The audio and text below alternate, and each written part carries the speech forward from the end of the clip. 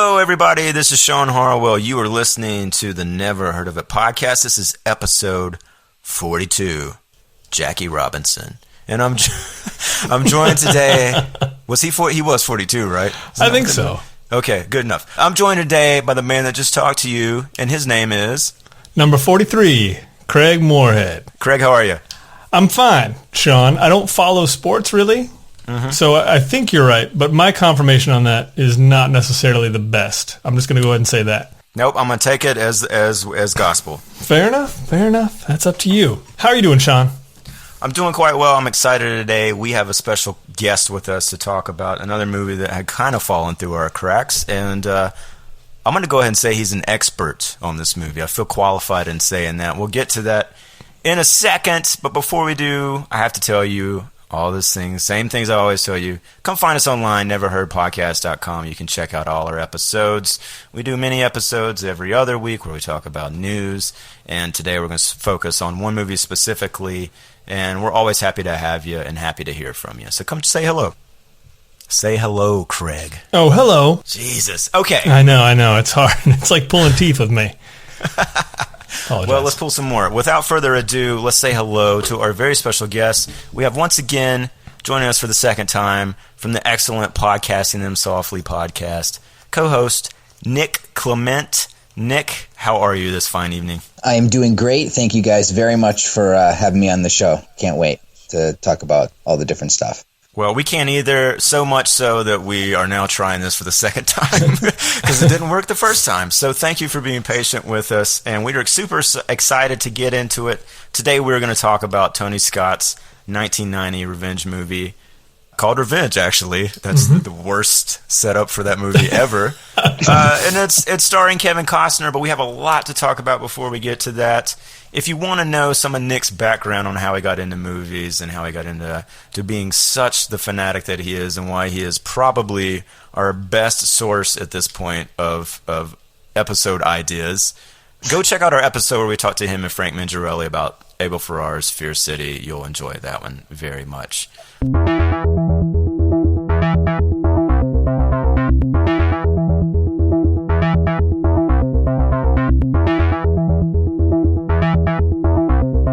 We were talking before about how we recorded that episode and had such a good time, and then we're chatting after recording it, and I found out all this amazing stuff that I wanted to ask you about. So we're going to get into that right now, and the key of that is you dropped this bombshell on me that you interned for Jerry Bruckheimer at some point in your life, Nick, and I immediately could not imagine what the hell that was like. So...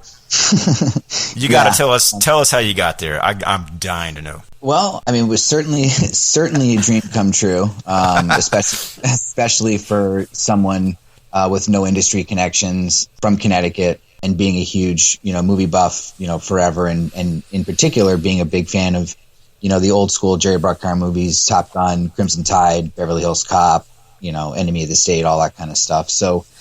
Basically, I went to school in New Hampshire, Keene State College. That's where I went to college. After my freshman year, my father put it in my head that the only way that anyone was going to listen to me is if I, never stopped being a pest. It's good advice, Dad. Good advice. Yeah, and this is back in 1999, so this is when people were still writing letters and still communicating that way. I don't know if anybody writes letters anymore, but I basically FedExed a letter a week for 6 months. My first 6 months of basically my first semester of sophomore year. I FedExed a letter to Jerry Bruckheimer, basically asking him for a job, an internship, please get my foot in the door. And every week I wrote him a letter and basically just told him about what I was doing in New Hampshire and what I thought of the box office and what I thought of whatever movie it was that I saw. And I think I even pitched him some movie ideas in these letters. Of course. And, I just kept doing it and kept doing it and kept doing it, and I never heard anything. And one day I went to get my mail, and I looked inside the little window and I could see that lightning bolt logo. It was on the envelope, and it was sitting right there. And I was like, oh, geez, what's this? This is either we're sending the FBI to your dorm. They finally rejected me. Yeah. But no, luckily enough, I got a letter from a woman, Christiane Reed, at the time, Christiane Grolinger. And, it was basically, Jerry's gotten all your letters. You can stop writing him right now. It's totally fine. He gets it. And, why don't you come on out here for an internship? And, that just basically changed my life. And it was just completely mind-blowing. So I went out to California for my junior year. I supposedly went to class, but that's very debatable. We could have a whole separate podcast about that. And we will. But I did the National Exchange Program. So I went over to Cal State Northridge, and I did, I would say, very minimal schooling. But 3 days a week, I was over at Bruckheimer's shop in Santa Monica, picking up coffee and, doing the errands and the grocery shopping and the script copying and driving out to writers' houses and going to every agency and picking up cookies and milk and all the really fun stuff that, the interns get to do. And honestly, it was obscene. I mean, I'd never seen anything like that before, obviously, in my entire life. And, young, I was 19. It was something that I don't think that I truly understood at the time. I look back on it now and I say to myself, wow, you had the keys to Jerry Bruckheimer's office on your key ring. And I just laugh about that. Yeah. But yeah, so I went out there and, did all that stuff. And this is when they were doing stuff like Kangaroo Jack and Remember the Titans and Pearl Harbor and Black Hawk Down. And they were doing, they were just getting into the prep on Bad Boys 2 and Pirates of the Caribbean. Just so happened, of course, Tony Scott made 5-6 movies of Jerry Bruckheimer. One day I was doing a run for one of the assistants, and she said to me, she goes, "Aren't you a big Tony Scott fan? I think I've heard you talk about him." I was like, "Yeah, of course." She goes, "I could probably get you an internship with him if you want." And I was like, "You pooped. I don't have to write anybody letters? Really?" Yeah. So she picks up the phone. I can still remember it. She picked up the phone. She called Totem, Tony Scott's office. She spoke to Tom Moran, his assistant. "I got this guy Nick over here. He's going to be finishing his internship up here in a couple months, and he's going to be out here for another one. Could you guys use somebody?" And within 38 seconds, I had an internship at Tony Scott. Yeah. So I went. I went for my fall and winter semester from Jerry. Then I went over for the spring and the early summer. Tony, and had a chance to work with him. He had just finished shooting Spy Game, so he had just come back to L.A. He was basically cutting Spy Game. I used to hang out with him and Christian Wagner, the editor, and watch them put together little snippets from that film. It was totally insane to see that happening. And wow. He was prepping Domino and Man on Fire. So you had Richard Kelly and Brian Helgeland coming in to do all the meetings and all the script stuff. And, it was complete movie madness, especially for somebody who a couple of years was before going that, to school. Yeah, was going to school and in high school watching Top Gun on a loop. So it made all the rest of my jobs in LA very hard to live up to those first few. Sure. Yeah, no. Let's we need to back up just a little bit because there's a lot going on there. I have so many questions. Like, what kind of cookies does Jerry Bruckheimer like? Mm-hmm. How many people were like, "Oh, you did like the Shawshank thing. You're the guy that sent all." So did everybody knew you're the guy that sent all the letters? Did you have that reputation when you got there? Well, it was funny when I got there. My very first time that I was there, I went out to meet everybody. The very first time I went out there, my dad, me, and my buddy, we went out to L.A.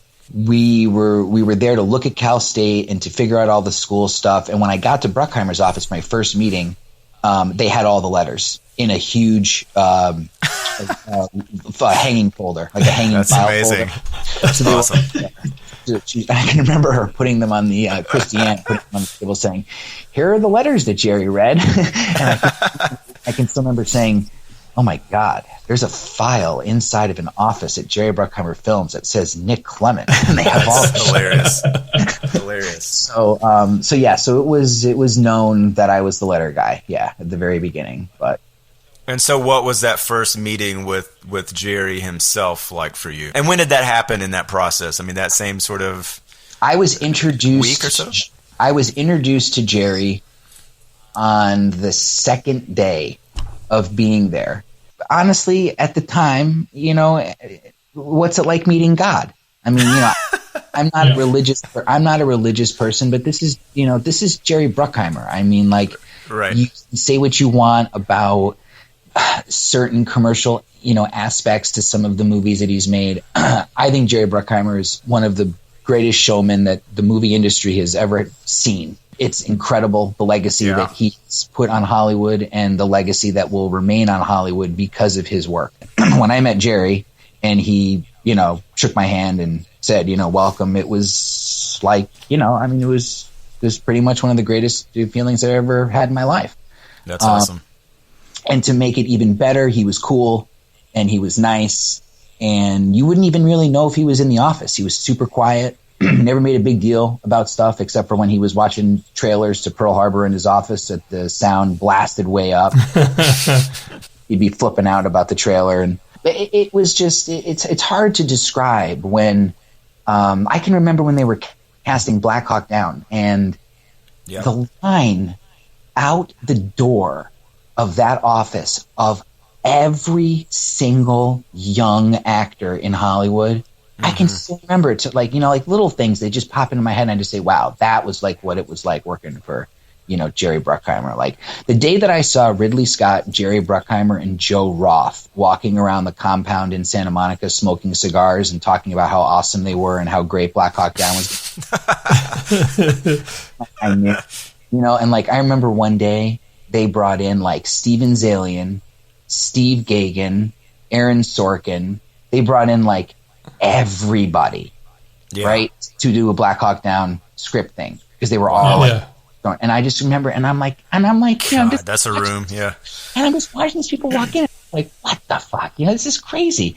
So, it's just, it really was mind blowing. It really was, and it was a dream come true to do all that kind of stuff. And it didn't matter to me that I was just copying scripts and picking up dry cleaning and taking Tony Scott's dogs to the vet and. It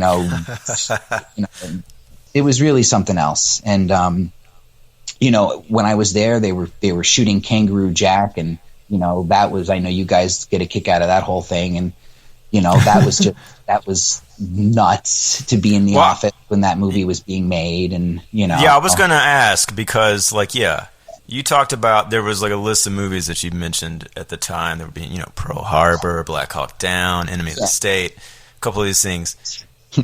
Kangaroo Jack does not fit in any. There's no world where that one, as far as my eyes see, that Kangaroo Jack fits in with that. I mean, what do you have any sort of insight look? I know it did well, right? Like it was number one that weekend. I remember specifically, right? Yeah, it was number one. I want to say that it did like 24, 25 million, and I think I think, no pun intended, I think it legged its way to like 75 million domestic. Nicely done, sir. Yeah. So this is what I'll respectfully say about Kangaroo Jack. What I can remember about the situation was that, and again, I was not in Australia. I was not there on set. I was simply in the office overhearing things and, everything else. It did not, as I recall, it did not go the way that they all thought it was going to go, for a variety of reasons. Not the least of which is that it's a talking kangaroo movie. Yeah. Well, and that was the thing. See, have you guys seen the film? No, I have not. I've only seen it on TV in pieces. Okay. Yeah. It is not a talking kangaroo movie. Right.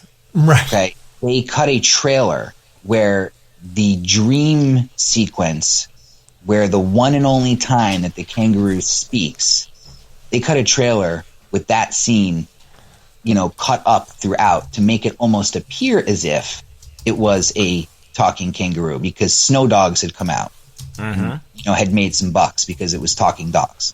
Okay. This movie was, from what I recall, this was, you guys know the name Steve Bing? The entrepreneur, producer, if you look him up. He owned that company, Shangri-La Entertainment. That rings a bell, yeah. Back in like the early 2000s, you'd see it associated with numerous movies. As I recall, the idea of the movie originated with that guy. I want to say Lowell Gans and Babalu Mandel did work on it, but I could be wrong on that. Okay. Wow. it was not written as a kids movie. This was written as an edgy PG-13 mild R way back. If you watch the film now, there are so many questionable elements that remain. It's PG. First off, people are shot. They're stabbed. There's like a mild sex scene. It's not like it's one of the most unique movies probably ever made in terms of what was probably originally conceived to what the final product became. Right. They had built a huge animatronic kangaroo, and they spent some bucks on it because it's Bruckheimer, right? And sure. It broke down. It got sand in it in the desert. It wouldn't work right, so they completely scratched the thing. And that was one of the first times that you had a fully CGI talking creature that was done in a photoreal way. That movie, if you go back to it, it still looks pretty good because they fucking spent a ton of money because it's Bruckheimer.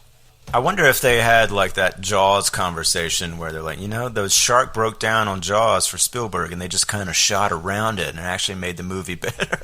This is them shooting footage that then had to be completely reshot because all of it. Oh man. Yeah, it was interesting. I got to know Jerry O'Connell pretty well during the production. He was in the office a lot, and he was very nice and was always very talkative, very nice guy. Yeah. Good. And, it was just it was just really crazy. But I can remember going to the premiere for that movie, and it was one of the most surreal experiences ever. Because I went to a bunch of premieres for them. I went to the Remember the Titans. That was insane. Veronica Guerin. That was really cool. That's actually one of Bruckheimer's best movies. If you guys ever seen Veronica Guerin with Cate Blanchett. Yeah, I think I did. I didn't know that was Bruckheimer. Yeah, neither did I. Yeah, very good film. Joel Schumacher directed that, one of his better films. Another very nice guy who I had the chance to meet a bunch of times. Big fan of him. But yeah, it was a crazy time, and not everybody gets to do that, and I feel very fortunate. Well, here's another question for you from that era specifically. Did you by chance ever go to any of the test screenings for Remember the Titans? Because I saw one. I was at one in Pasadena when that movie was being tested. And it played like gangbusters. I think the audience ate it up. Yeah, no, that was a huge hit. I mean, I think that did an unexpected 120 million domestic or something. No, I didn't actually go to a test screening. I did go to the premiere at the Rose Bowl where they had unnecessarily, because it was Bruckheimer, there was Black Hawk helicopters flying over jets. I was like, okay, that's cool. It's Bruckheimer. We'll deal with it. But sure. Yeah, that was insane. There was 50,000 people there, and they had the movie out on 4 massive, jumbotrons out on the football field. The most intense stuff, though, I probably had the experiences was with Tony, because that was very personal.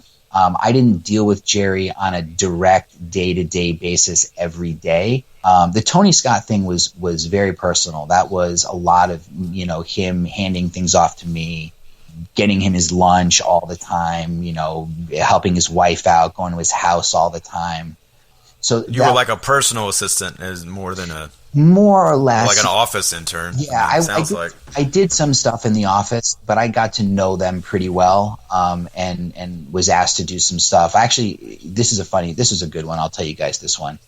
I had the chance to repossess a car without being a repo man. I was tasked with picking up an automobile for the Scott family from an ex-employee. And that was exciting. I was taken by courier. Instead of the courier picking up the script, he picked up Nick Clement. So the courier comes by and picks me up and drives me out to Venice. And I was told where to go, and I was given an envelope with some money in it, and it was a final payoff. And then I was driving back with Tony Scott's car, and I'm driving back, and I'm like, what the hell world is this? Okay. What kind of car was it? That was a Jeep Grand Cherokee that had been purchased for an employee that is no longer working for them. So I can recall that. Okay. And that was fun. And then the other good car story was when I left the Bruckheimer office with Bruckheimer's assistant at the time, and we were in the Humvee, and sure. And he then drove the Humvee, as I recall. We drove the Humvee to get serviced, and then when we got to the Humvee location, we picked up, I think it was a Porsche. It was something. That assistant drove very fast up and down Sunset. I was like, okay, all right, this is why you're Jerry Bruckheimer's number one assistant, and I'm not. Wait, so did you drive the Humvee? No. Okay. I thought maybe they were in the Porsche and you had to also bring the Humvee, which would have been terrifying too. No, for some reason I was just required to go with this guy. I don't really know why I was there, but Probably because of how fast he drove. Yeah, you're supposed to make sure he slows down. I just did what they told me to do, I have to be honest with you. So. Of course. Well, on that front, I mean, is there a swimming with the sharks, story, or is there anything, without throwing anybody under the bus? No, you want to see, Michael Bay even held the door for me. I mean, honestly, God, honestly, guys, like, I'm not kidding. Like, when I was at Bruckheimer Films, there was no yelling, there was no screaming. They didn't have to, right? There was just no. Like, I never, ever, ever, ever. I mean, I got annoyed. There were some times at 6:30 on a Friday that I didn't feel like driving to D.D. Reese to go pick up chocolate chip cookies, but. So no, I never ever had a swimming with sharks moment, and I'd watched that movie 50 times before I went out to LA. So I had a feeling of knowing what to expect, and no, I never. So here's my question. So all of that sounds amazing, and honestly, I could sit here and listen to hours of anecdotes, and really, I'd be glad to. But then, so the question in my mind is, when did you decide it was the end of the road out there? Basically, what I realized was this. I wasn't necessarily ready to sacrifice my entire life to making movies. Mm-hmm. What I saw very quickly, and I got a chance to work, I worked on Seabiscuit, I worked at some agencies, I did some television work, at a production company. I had a chance to see the business on a lot of different ends, the business and the creative side. And after 8 years, I basically just said to myself, yeah, I'm not really anxious to work a 15, 16-hour day the way that these people are doing. Yeah, like I'm just, I don't know how long it is that I want to live in an apartment when I would really like to buy a house, and I don't have $1 million in the bank, and all my family lives in the East Coast, and my wife and I are both from the East Coast. We're high school sweethearts. I dragged her out to LA for a year and then made her come all the way back when we decided we wanted to get married. And I really realized that it was just not, it's a really stupid, lazy thing to say, but I'll be honest, I'm not going to lie. I don't know if I could have done that amount of reading. I hear you. The amount of reading that those executives did, the stacks of scripts, I just wouldn't have been able to get through them. and there's a side of me that doesn't want to have the magic of movies ruined. Sure. Like, I love watching movies too much to know how every movie's going to end and how every single little thing is done. I love watching behind-the-scenes featurettes on Blu-rays. I love listening to directors' commentaries. But I just basically said, yeah, you know what? I'd much rather just watch films and talk about them endlessly, Yeah. So that's sort of really where I made the decision, just to kind of like refocus my life and take a new step and see what happens. And 17 years later, I'm doing the podcast with Frank and writing for Variety on a freelance basis at the moment, which has been another dream come true. It's incredible. Yeah, I'd say let's talk about that a little bit. I mean, how did that come to be? And we'll post some links stuff. I read, you did what, like 3 or 4 articles just on Brett Ratner alone recently, and those were all really, really fascinating and interesting, and learned a lot about his company. And I just watched the authored J.T. Leroy story on Amazon, which they were behind on the documentary side. And so it was a different kind of facet there, and I've read some of your other stuff. Yeah, how did you get your foot in the door in that field? Because it's totally different. I don't know if those same contacts work. Or if you can just send a letter to Variety FedEx every day for 6 months and say, hire me as a writer. The Variety thing is just one of those lovely things that happened because of the internet. I was chatting with one of the senior vice presidents at Variety on the comments section of another website. We were talking about the movie The Counselor. Ridley Scott's movie, The Counselor. Which did you guys see that? I did. Yes, I have not seen that yet. Oh boy, Craig, that movie's calling out your name. Yeah, we won't get into that one here because that's there could be some disagreements. That's for the Ridley Scott episode. Yes, but yeah. Okay, we'll talk about that later. I'm a huge fan of The Counselor. Like, that movie to me is like gold. But regardless of that, I was on a website dropping some comments about The Counselor, and then this guy liked my comment, and one thing led to another, and I'm talking to this guy, and I'm like, wait a minute, this guy's a Variety. This thing, and we just talked and blossomed, and then I called him at Variety, the guy, and I just said, hey man, listen, I'm just pumped that you're a big fan of The Counselor, and we just talked for like 20 minutes, and a year went by, and out of nowhere, they're interested in having me write, and I have to assume that a lot of it probably has something to do with the podcast and doing the interviews and posting reviews every day. But yeah, I was given the opportunity to write an article with them, and then one thing led to another, and I've written close to a dozen. So I'm thankful and fortunate and just happy to be doing it. So. That's I'm incredible. really starting to get the picture that, your dad's advice was probably the best thing that ever happened to you about being a persistent pest. That's crazy. Yeah. Definitely. And now, I'm one of the big things I'm working on right now, and I know we're going to get into talking about revenge. Let's do it. Yeah. Tell us right now. Cause let's do it.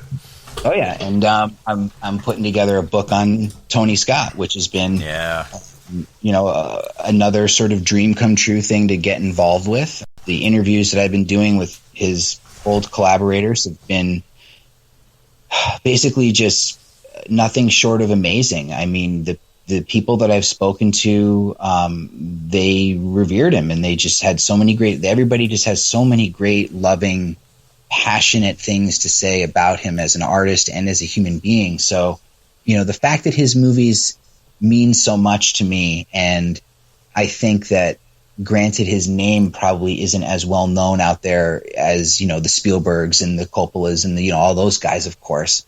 Or even his brother. Yeah, Ridley. Or his brother.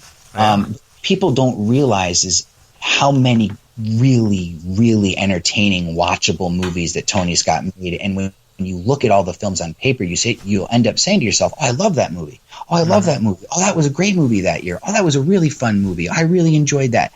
And that's the thing that, my book is going to sort of talk about, is that every time that you sat down to watch a film by Tony Scott, he gave you the Tony Scott experience, whatever that was going to be, for 2 hours. And, I think that his style, which, changed and morphed and evolved throughout 30 years of filmmaking, it's absolutely mind-blowing to look at and to compare and to study. So I'm very excited about putting the book together, and I've gotten some interest from a certain publisher, which I won't say anything right now, and it's just very early, but I'm excited that somebody out there feels that it is worthy and possibility of happening. So I'm going to continue doing what it is I'm doing, and we're going to get it out there for everybody to read. I feel like Tony Scott doesn't really get his due, and just the fact that there would be a deep sort of history on his work and everything. I can't wait to read that. When he died, everybody came out, not everybody, but people started coming in out of the woodwork like, oh, he was great. Oh, he made all these great movies. Well, yeah, where were you when you gave it a shitty review 15 years ago? I can count. I know the critics that stood by Tony Scott. I mean, like, I know them. I know who they are. Like, there's very few that were consistently conscious of the efforts that he made in commercial pop filmmaking. Manolo Dargis, for instance, writes for the New York Times. Right. She's one of my favorite critics. I think that she's incredibly astute. I love reading her work. And she is a huge champion of Tony Scott's work. And in particular, Domino, which I think is his best film. I think it's just the most misunderstood movie of the last 20 years. Well, I still need to see it. I do recall listening to your episode with Frank talking about that movie and enjoyed it a ton, and it did make me more excited to see it than any of the trailers had. But I think the movie that we're going to talk about now, which is Revenge from 1990, it's another one of those that is, I mean, like, look, it's what sandwiched after Top Gun and Beverly Hills Cop 2 and before Crimson Tide and True Romance. And, I mean, this is about as left of a turn as I would imagine somebody could take after making that kind of stuff. And so I definitely want to get into that. Let me just give a quick little rundown. If you haven't seen this movie, and I'm going to talk to Craig specifically about not having seen it, but again, this is 1990, directed by Tony Scott, based on the novel by Jim Harrison. Stars Kevin Costner, Anthony-Quinn, Madeleine-Stowe, John-Leguizamo's in there. Help me out, the guy from Major League with the amazing voice. Gammon? Is that James-Gammon? What's his name? James-Gammon. James-Gammon. Love that guy. Miguel-Ferrer. Miguel-Ferrer, the great Miguel-Ferrer. And this is a movie about... What I love about this movie specifically is that it opens with like a F-16. Like, you know, this is a movie about a pilot who's retiring from the Air Force or Navy, excuse me. And it almost starts like as if you're going to get Top Gun. And then, oh, by the way, there's a dead body in the desert, or what appears to be a dead body, and it starts moving. Kevin Costner is that pilot. He's retiring. What he's going to do after his retirement, he's going to go down to Mexico and hang out with a friend, and he's got a cabin down there. While he's there, his friend Anthony-Quinn has an amazingly beautiful wife by Madeleine-Stowe. And the next thing you know, Costner is kind of head over heels for her. They have this very intense, illicit affair, and Quinn finds out and comes after them. He inflicts some damage, for sure, and takes Madeleine-Stowe and puts her in a whorehouse to be a prostitute for the rest of her life and leaves Costner basically for dead. Costner, of course, does not die, and he goes after them. Thus, the revenge. That's it in a nutshell. Craig, I'm sure you had heard about this movie. I saw it 5, 6, 7 years ago. I hadn't, somebody had to recommend it to me. I didn't know about this movie until then. I think this is the first time you had seen it, correct? This first time, yes. All right. So before we talk to the expert here, I would like to know just, what was your general thoughts on this? Did you anticipate it being quite this dark? No, not at all. It's you're right. It's such a left turn. So, you know, the two movies before this, Top Gun and Beverly Hills Cop 2, huge summer movies, made just tons of money. Yeah, and so honestly, I didn't even really know. I mean, I guess I knew that Tony Scott directed this, but it's one of those titles that just kind of slips out of your head, and you don't think about it until you see it in a list of his movies, and you realize, oh yeah, that's one of those I haven't seen. You got Kevin Costner as the main character here. Couldn't be more of a dick. Yeah. I mean, not even like trying to set him up as like a real hero. Nope. I don't know. It's a testament to Tony Scott's ballsiness. I mean, it's something that he really chased after. That I think he finally ended up with after. I can't remember who they said the first sort of crew that was in there. I think John Huston was going to. John Huston, right? Yeah. I mean, how do I feel about it? It's a hell of a thing to watch. Yeah. Not at all what I thought it was going to be. And I think we should also note, well, I'm sure we'll get into it, there are two versions of it. I believe I watched the director's cut, as Shawn, I believe you did too. And the theatrical cut is a whole different kettle of fish, apparently. Yeah, not only that, this is one of the rare director's cuts that's shorter by a substantial margin, I believe. Substantial, yeah. And I think what you're left with, and I haven't seen the theatrical to compare it, but Nick, I know you have, and I think you prefer that version, you told me. But what you're left with is a pretty lean, pretty mean movie here. A lot of very intense sex in it, and again, we're going to spoil the crap out of this movie because we got to talk about the ending. Yeah. Nick, tell me again how you can find the theatrical cut, because I think that one is not quite as readily available, correct? The theatrical cut you can purchase on DVD. There's an American old DVD release. The version, there were two DVD releases. Let me back up.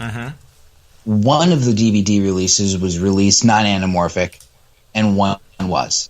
So what is out there to be able to be found at this point, I'm not 100% sure. If you were to buy it on Amazon right now, I don't know what they would ship you for the DVD if it would be in anamorphic full widescreen. There is a German Blu-ray that has the theatrical cut. in full 235 widescreen anamorphic looks absolutely gorgeous. And there are substantial differences between the two movies. I do prefer the first cut for a variety of reasons. Shawn, you made a good point that the director's cut feels extremely lean and mean. And I think that was a reflection of Tony Scott's heightened and accelerated sense of style towards the later part of his career, because he put this director's cut together, I believe, in 2005, 2006, 2007, around that time. What I read was it was after the original producer, I think, died, correct? Yeah, like, Yep. Yeah. Yeah, so I think from what I read, it sounds like some of the stuff that, Tony, I think was, I don't want to say forced, but strongly encouraged to include in the theatrical version. They're softening the blows a little bit, perhaps. Is that right or no? I mean, that's kind of the way it sounded like, Yes, Tony and was. I have to be honest with you. There is some dark shit, and I don't want to spoil everything for people, but there's some dark shit in the theatrical cut that he took out for the director's cut. Oh wow! He amped up the sex even more. There was some stuff in the director's cut that's new, and I believe that most of the new stuff is sexual footage that had been left on the cutting room floor. Yeah. He removed a fair amount of the character shading between the relationship between Kevin Costner and Anthony-Quinn. See, for me, it works like this. Revenge is more connected to his first movie, The Hunger.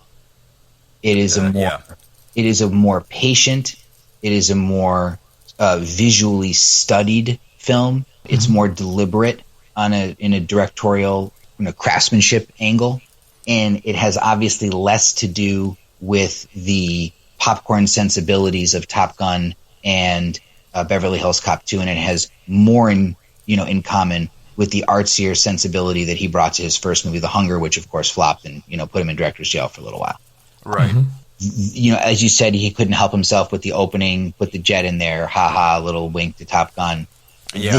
This is not that type of movie, and to me, and it represents the kind of move that a filmmaker would likely make after they've had two gargantuan box office hits, and you don't want, you're going to use the clout that you have at the time to get a film that you might not ever have a chance to get made in any other circumstance. I wanted to ask about that if you knew anything about, what is it, just like coming off the heels of those two things? It was like, this is what I'm doing next. Do you know? Yeah, the film had been in development for a while. As you said, John Huston, Walter Hill was also attached to it at one point. There were a couple of different casting calls that were made. I actually just did an interview with the film's screenwriter, Jeffrey Allen Fiskin, who also wrote the great Cutter's Way. Fiskin, and I don't want to give up everything from the book, but Fiskin was very, very fun to talk to, and he really told me about some really fun stuff about what it was like to get hired by Tony and the way that all went down. But yeah, this was a project that was going to happen, that the studio wanted to get made. It had been in development. It had gone through numerous people, and Tony had been a fan of the novella, wanted to change gears and wanted to try a new project and do something different, and took the big clout that he had at the time to make a movie that he probably knew wouldn't have gotten made under his direction in any other way. And the studio at first, from what I've been told and from what I've gleaned, the studio was very, very, very, very reluctant about the theatrical cut. They were horrified by the violence, by the nihilism, by the sense of, as you said, there was never any attempt to make Kevin Costner he is the perfectly flawed anti-hero noir character that you've seen in multiple films throughout the years, and then it has this modern Tony Scott gloss, but yet it's also dusty in Mexico, and he still has all the curtains and the wind machines on. Kevin Costner is a man who loves his freedom. I'm going on a vacation, man. I'm not going to work for anybody, all right? It's good to see you. Anthony-Quinn is a man who loves his power. This is Mireya, my wife. This is Jay, my friend. Tippy's told me a lot about you. She was the last thing in the world he wanted. Do you think my wife is beautiful? Hi. Hello. What do you want me to say? Of course. Until she became the only thing in the world he wanted. Do you feel the way I feel? In a film by Tony Scott. Where is she? Revenge. Well, yeah, so let me ask this question. So this is one of the problems I had early on with the movie. In the theatrical cut, is there more done to establish Costner and Tibby's relationship? Because that was something that I was just kind of lost in a way. Like, I'm like, clearly they're friends because they're in a scene smiling at each other, but I have no idea why. A majority of what he removed, for whatever reason he removed it, a majority of what was removed was the relationship between Costner. He changed the thrust of the film. They're two different movies. One, the theatrical cut is a story about male friendship and how it takes a very, very, very terrible turn. Mm-hmm. It's all about a guy in total lust, but also battling the fact that he's going to fuck over his friend. The director's cut plays like, and I'm a fan of the director's cut. I think it's different and I think it's unique, and I don't think that you don't often get a chance to see that sort of tinkering to a film, short of Michael Mann, tinkering with everything, but it's way more of a sexual piece in the director's cut. The relation, the charge that they have in the theatrical is still there. Trust me, it's plenty there. The stuff that, and it's great. I don't know if you guys read. I gather the wasn't there, but I gather the sex scenes between the two of them were not rehearsed or blocked. Jeez. So Tony Scott said, just action, and the two of them went at it. Wow. So they maul each other. I mean, it's crazy. I mean, there's moments where I'm like, okay, yeah, I don't know who's right. You watch a film like that right now, and you watch the two of them get it on like that. Who right now in Hollywood would get it on like that? Like nobody. Yeah. I mean, I can't think of anything. I mean, they don't make movies like Revenge anymore. No. You wouldn't get it. You wouldn't get a movie like Revenge made right now unless you did it independently. You wouldn't get it. It'd be much smaller. You wouldn't have you wouldn't have a F-16 in it. Cause I can tell you that much for You wouldn't have two movie stars going at it the way that they did, and it would be very tough to pull off the violence, especially towards women in this film on a studio level. Oh, God, yeah. I mean, that's the thing. Revenge is very connected to The Counselor between the two brothers. They're very similar movies. Interesting. I can see that. For as violent as Tony Scott would get, and look no further than True Romance, and of course him changing the ending of True Romance, instead of killing them, he let them live. He loved his characters too much to kill them. Okay? Yeah. Like he was a warm person. He loved his characters. So when you see a film like Revenge, where the characters aren't likable, and like The Fan is one of the other movies that he did where even Wesley Snipes is not really like all that likable. He's kind of a douche, you know what I mean? Like you feel, because he's being stalked by De Niro, and De Niro's a freaking nutball. But Tony's movies always had a really beating heart at the center. And I look at True Romance and I say to myself, when he read that script and they died at the end, did he know right off the bat that he was going to change it? Like, did he want them to live? Yeah. He wanted to, Tony wanted to have his cake and eat it too a lot. He liked the idea of the heroes winning, but also putting them through a lot of shit. No one wins in Revenge. I was going to say that doesn't quite jibe with this one. Yeah, no one wins. It's a bleak ass ending. It's an anomaly for him. I wanted to say, I mean, without kind of walking through the plot exactly, Craig, like what stands out to you, I think, from the first half of this? Yeah, it's funny, honestly, so much of it for me was just, I was enjoying watching something that looked like a Tony Scott movie. Well, let's talk about that look then a little bit. In some ways, stylistically, I do think it is definitely different from the latter half of the stuff that he's done. Yeah. There's not a lot of freneticness to this style. I mean, there's not the quick cuts. The shots linger. And there were things like, there's one little scene that shot that I wrote down that I thought stood out in a weird way. It was just, You remember Costner is kind of it's like the first drive down there to Quinn's house. Mm-hmm. He's in the Jeep. He's got the dog with him. He's already passed Madeleine-Stowe on the road, and he goes into like the little circle of their driveway. And there's a shot where it's like him talking to the dog. Like he says something about, oh, yeah, it's a small place, but it's nice. You know, it's just jokingly about this large estate. Yeah. But like it's a tracking shot. Like it looked like as if it were shot from another car. You're following the Jeep, and it's going at a good clip. And there was, like, in so many other movies, I feel like that would just be completely cut out. Or like even just trying to justify to your producer, no, I got to have this shot. We're going to be moving. Like, he's got to be driving. You know, sure. All these, like, little pieces that have to go. I'm like, but it's a cool little moment. Or you would just be a static shot. You just put the camera in the back of the car and you're done. Right. And that's they were all. Go ahead. There are just all kinds of things like that, you know? What you're hitting on is exactly the reason why Tony Scott's movies have always appealed to me. They are pure cinema. He was always aware of the fact that he was putting his audience through a movie. Movies, okay, like I love how we can get down and dirty, like, and make everything super realistic, and it's the verisimilitude levels are off the charts, and like you're right there on the ground, and everything's super real, and it's Christopher Nolanized, and right, we're in the middle of it. But sometimes I want that level of artifice to be in my entertainment, and that is what I love about Tony's films. Every time I watch them, is that a film like Revenge exists in a movie world.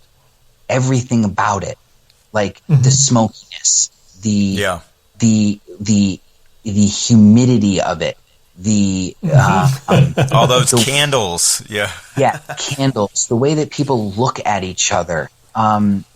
He had a way of, in my opinion, communicating a lot, and he, people would rip on his movies. You go back, you read the reviews, everybody used to pick on him. It was a bad script. No, it wasn't a bad script. You just weren't paying attention. Tony Scott consistently worked with very quality scripts. There's a couple of movies, fine, Beverly Hills Cop 2, not the greatest script, whatever. But he wasn't someone who wasn't uninterested in what was going on. But at the same time, he was able to communicate a lot with very little. So when you look at passages, like you just said, Shawn, where a camera is moving in a way that you got to justify to somebody, it's because it's all for that experience, that full-blown Tony Scott experience. There's a very famous did you guys see Spy Game? Yes. The scene in Spy Game where they're on top of the roof when Brad Pitt and Robert Redford are having the conversation. They're in Beirut, and I don't know if you guys remember this, but there's a sequence where there's coverage from a helicopter. It's two people standing on top of a building having a conversation, and yet most of the scene is shot from a helicopter. Right. So on the day, Redford was like, what the fuck is going on? Like, why are we doing this? Like, why is there a helicopter doing the coverage? Because they couldn't get a jet. Yeah. He was not impressed and like didn't get it, right? And this is what I was told. And Tony was basically like, just shut up. You're my actor. You're not directing this movie. Get back over there, do it. And then when Redford saw the final cut and saw what Tony Scott was doing with those shots, then he was like, oh, well, that's why he did it with a helicopter. It's because there was something. You got to motivate your camera, right? Everybody always says you don't ever have any unmotivated camera moves, right? Yeah. Tony Scott loved unmotivated camera moves because that's what movie making is sometimes. It's having fun with your style. A movie like Revenge, it doesn't look anything like Deja Vu, Domino, Man on Fire, Taking of Pelham 1, 2, 3, and Unstoppable. The latter portion of his career. Right. And when you look, but it's still got a fingerprint, though. Yeah, I was like, that's what really stood out to me. It was just like, oh, like this is definitely like stylized. Yeah. It has that wonderful shot on 35 millimeter film stock by Jeffrey Kimball saturated color look. And there is not a lot of movies. There's not I think Kimball, one of the most underrated cinematographers that there ever has been. You look at that guy's credits, it's ridiculous. And the way that they pioneered that slick and gritty, slick road, but still, hot and cold whenever it needs to be look. Yeah.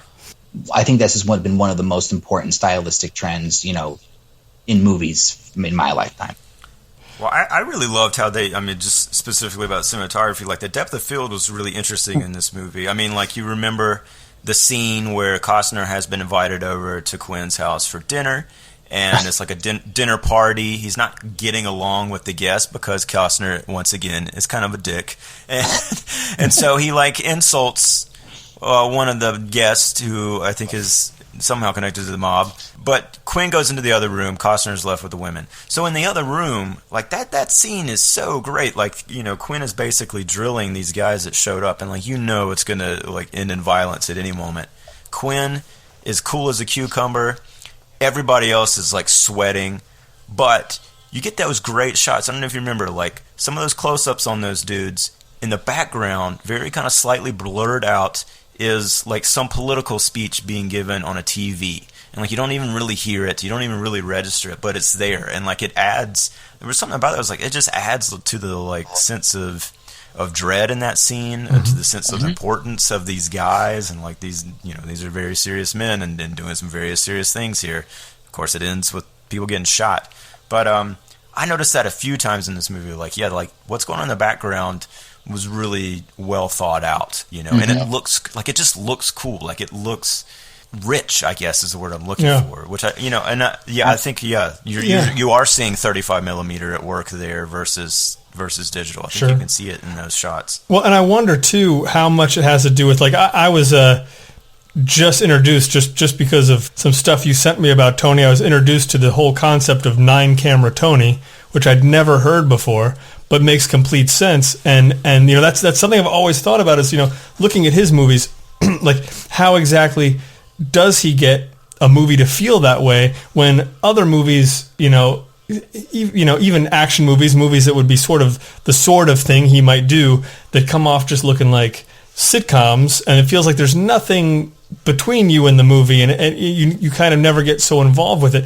It always makes me wonder, like, how much, if he's rolling a bunch of cameras on any of these scenes, to be an actor and sort of not really know where to play to, that's one thing. Just trying to figure out, if you have one camera, kind of exactly where you kind of need to play to.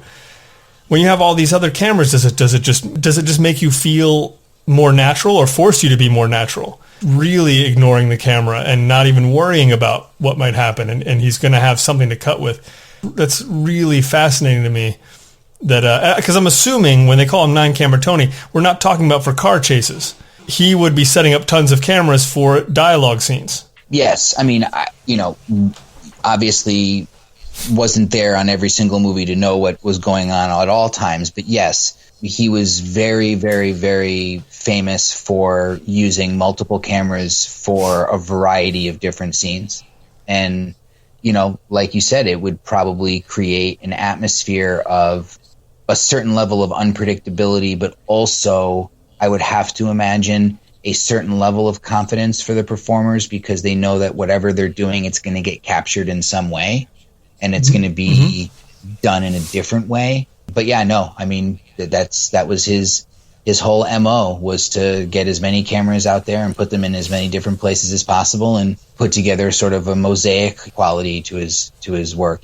I've always found that his films have a cubist, sort of like a cubist element to them. There are all these little pieces that might look sort of expressionistic if you saw them pulled away, but then when you put them all together, it creates this unique, piece of art. Sure, yeah, I could imagine the dailies just looking like nonsense. like why are we looking at that guy's elbow through this whole scene, But then, yeah, like you just need that one little bit of movement that you cut into something, and then it all makes sense. Like, I could only imagine, like you just said, to have seen the dailies on Domino.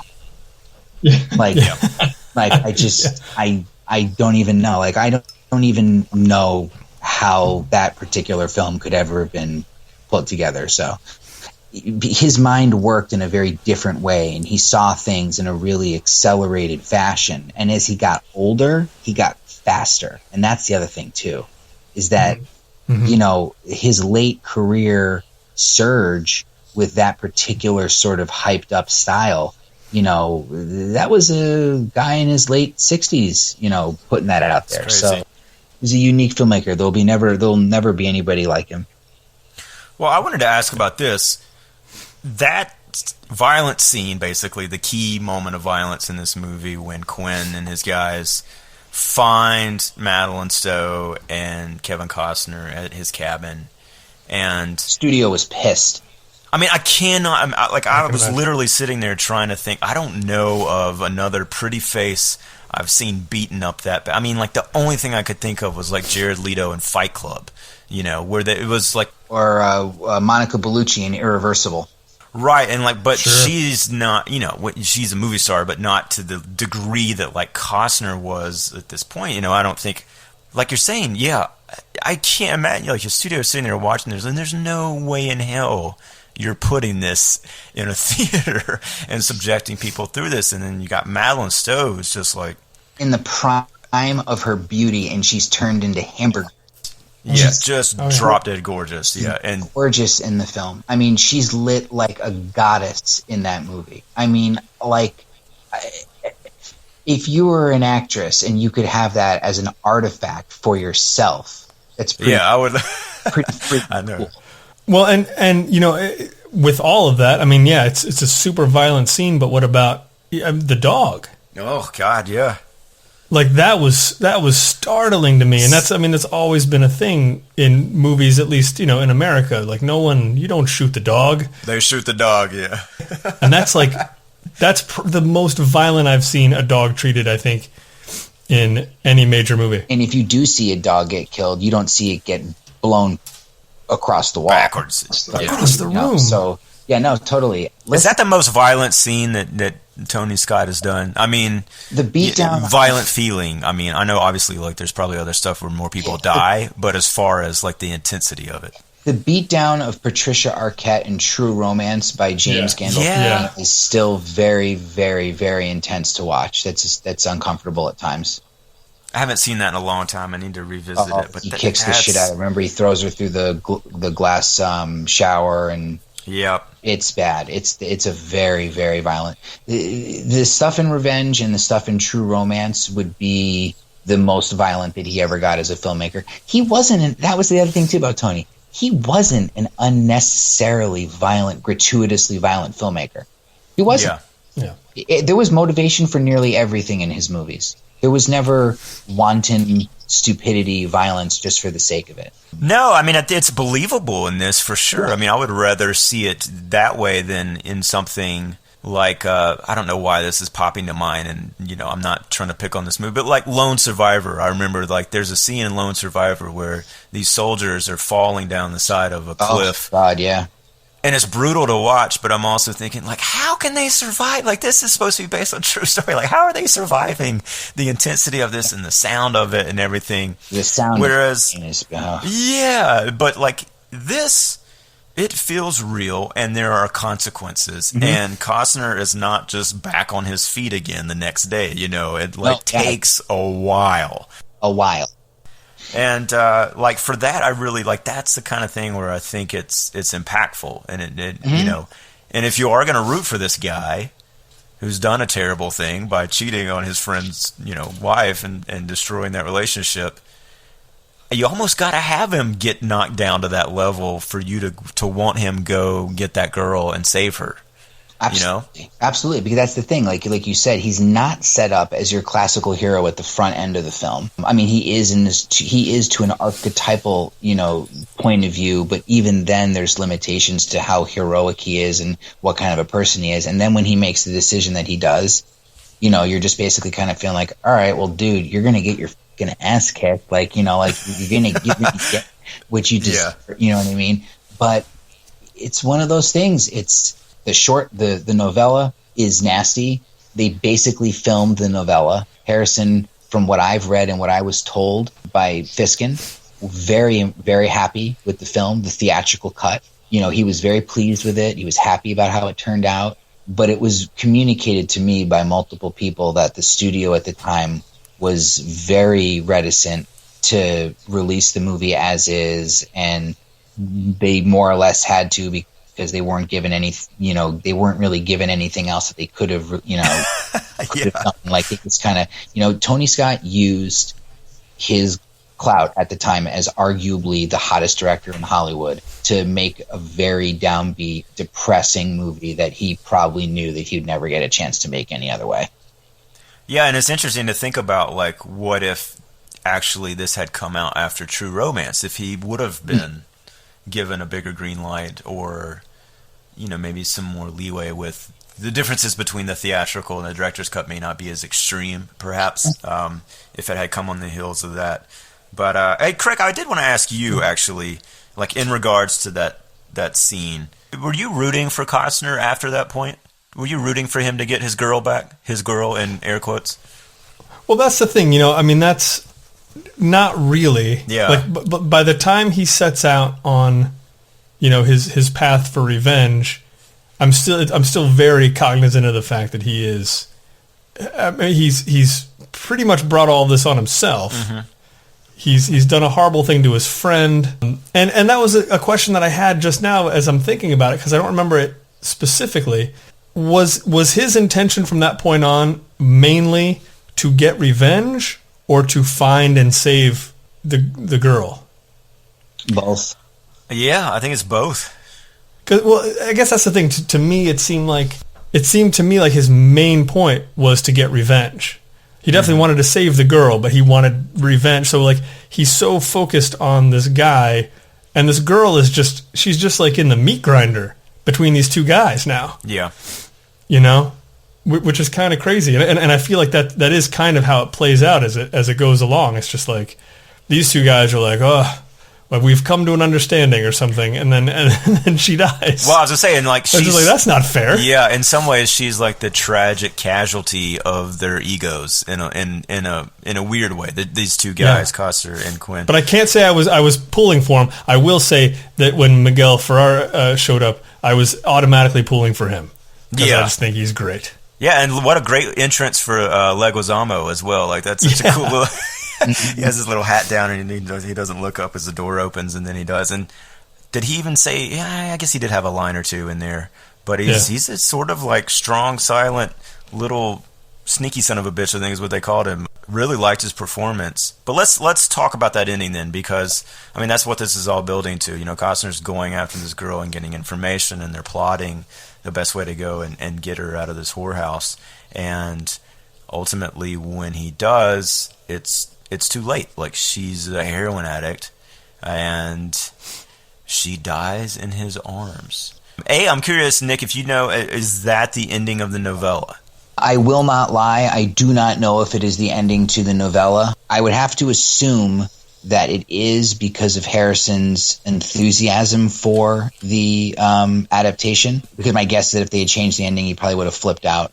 And so what do you make of that? Is there a bigger meaning at play of this? Is it a cautionary tale? Is that the kind of, like, Shakespearean sort of thing? Yeah. Absolutely. I mean, I see it as the pointless loss. I mean, this is a guy that he made his decision, it didn't turn out, and now he's going to have to deal with those ramifications for the rest of his life, and he's not going to have what he thought that he wanted at the moment. So yeah, I think that it's about a guy who is forced to live with pain, live with hurt for the rest of his life. Is it because he's this, like, sort of glory flyboy guy who probably, well, he had a divorce, right? I think he had an ex-wife. I honestly think it's because he's got a dick.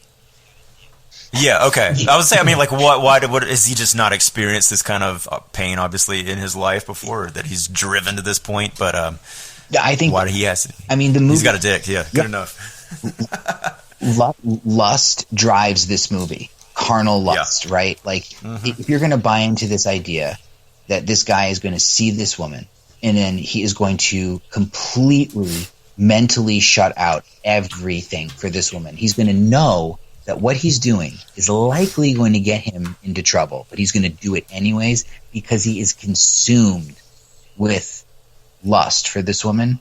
I think it's a movie at the end of the day about being careful about lust and knowing when you should back down and maybe when you shouldn't. Well, it's interesting too, though, that, you know, even on Anthony Quinn's side, I don't know, there doesn't seem to be any deeper of a love on his side either, outside of she's just absolutely gorgeous.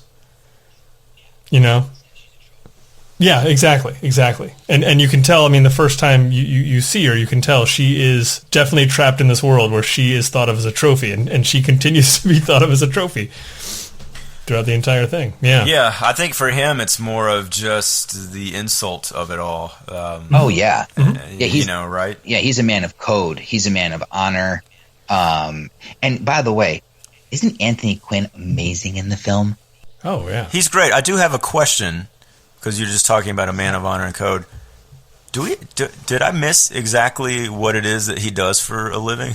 I don't think it matters. I mean, you get the hint, but I assumed he's just a Mexican mobster. Yeah, okay. He's. I mean, I've always interpreted him as essentially the head of a, you know, the head of an organization. But I mean, I kind of love that too, because it's also like I had that question, but it wasn't towards the very end of the movie that I thought to ask it. Mm-hmm. But you don't know a lot about this guy. I don't even, like, I'm trying to figure out how it is exactly that Kevin Costner and this guy ended up becoming tennis buddies. And I don't remember, and like, it doesn't matter in some ways, you know? There's a mythic quality to it in a way. Yeah, exactly. And here's one question, and we can wrap this up shortly. And I say this as a total fan of both actors. Is Bradley Cooper the Kevin Costner of the 2010s? You know, if he is, I think he might actually be an improvement. Wow. I feel like Kevin Costner, I think he was well cast in a lot of stuff. I don't think of him as one of our finest actors. Gotcha. Like sometimes he hits some really flat notes, and that could be a lot of people's fault. Whereas I feel like Bradley Cooper could vamp his way through something pretty well. Yeah. That's my own take. I know it's controversial. Sorry, guys.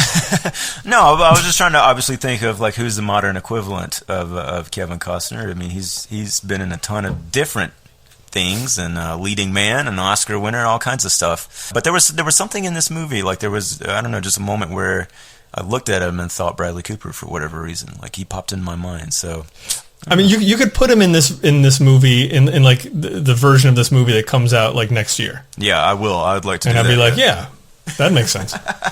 Yeah.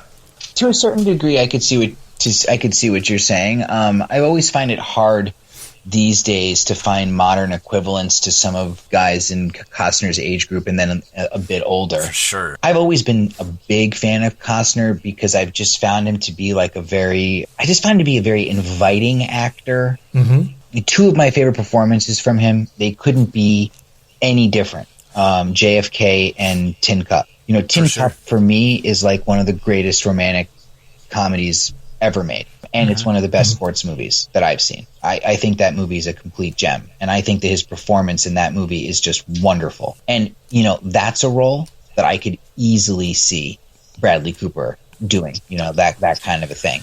Sure. Yeah. And then Cooper could get dark and he could get pained and beat up, and I would believe it. So, yeah, you know, it's definitely. Boom. I did it. Well, let's wrap this movie up. I mean, I think it's a hands down recommendation for me. Aside from everything else that we talked about that I liked about it, just a really interesting environment, really interesting production design. I loved James-Gammon as this like Texan cowboy guy who's, I'm not even sure how the hell he died or what happened. Just, you know, another one of these guys that ended up in Mexico with a story. And there's a lot of that. You know, the same with like the girl. Oh gosh, I'm blanking on the actress's name, but the woman that's American that's there as a musician. It's kind of like trying to flirt with Costner at the motel. There's just all these little bits, again, like Leguizamo, these little people that flesh out this world that I think are easy to overlook and forget when you're just like, you know, 5 years from now when we're thinking about this movie, we'll be thinking of, you know, Kevin Costner, you know, rubbing Madeleine-Stowe's crotch in a Jeep going 90 miles an hour. But we shouldn't just reduce it to that. You know, I do think there's a lot of really good elements. You know, again, this was my second time seeing it only. I do think I picked up on a lot more of that stuff, just the world that he created. Strongly enjoyed it. I thought it was great. Awesome. Yeah. I mean, you took the words right. By the way, Sally-Kirkland is the actress that you were talking about. That's it, yes. Mm-hmm. It's a very unique item in the filmography of Tony Scott. It's one of his, I mean, it really is his only neo-noir, if you want to call it. Certainly traffics in some of that, atmosphere and milieu. And I think that it's one of those movies that exists sort of as a bridge between certain aesthetic periods in his career. Easily one of the darkest narratives that he had to play with. And I would highly recommend, if you did enjoy the director's cut, I would recommend, the next time that you do a Amazon purchase, I think the DVD is like $6. It's worth. I'll find it used. Yeah, it's worth picking up the theatrical cut because it is a very different movie, and it's worth to compare the two. So awesome, Craig. Final thoughts on Revenge?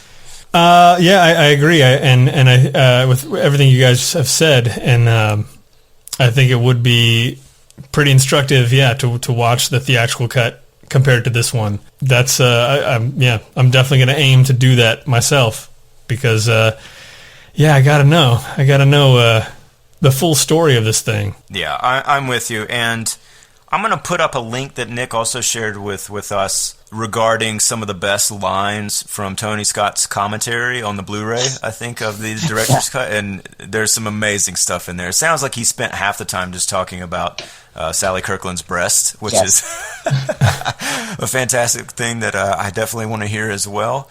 And Nick will put some of your work up as well, some of the variety of stuff, and we can't wait to read the book. You'll have to come back on and talk to us when you get finished with it, and we'll just do a Tony Scott marathon or something. But thanks again for coming back on, man. Yeah, thank you, Nick. Yeah, listen, it was an honor, a pleasure. I love listening to your show. You guys are they're a lot of fun. So again, it's really cool. So thanks a lot. Awesome. And check out Podcasting Them Softly. Lots of great episodes and interviews in the back catalog of that gem. And I don't know, Craig, what do you think you'll dream about tonight? Bloody revenge, Shawn. Against who? I don't know. Doesn't matter. As long as it's not me, I will appreciate Fair it. enough. And until next time, we'll talk to you soon. We'll be back next week with a mini episode. Bye. That was good stuff, guys.